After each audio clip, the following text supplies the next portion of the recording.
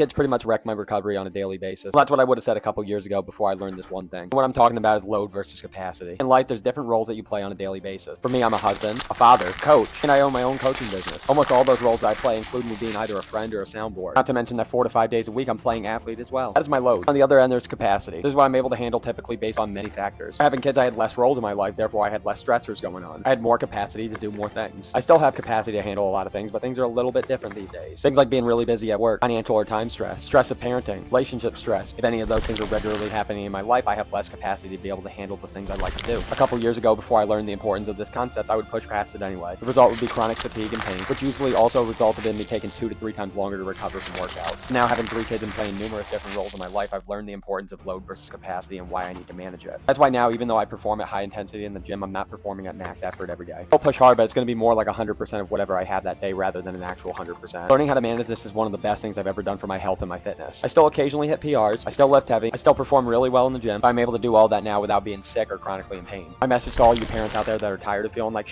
being chronically ill and having pain all the time. Write down a chart of all the different roles you play on a daily basis. That's going to be your load. The line right next to it, that's going to be your capacity. Now you know what you can handle under normal circumstances. And if any of the roles you play in your life suddenly become more stressful, just know that there's a possibility that you might exceed your capacity. In order to prevent that from happening, you got to manage the intensity of the other things you do in your life. Fit that out.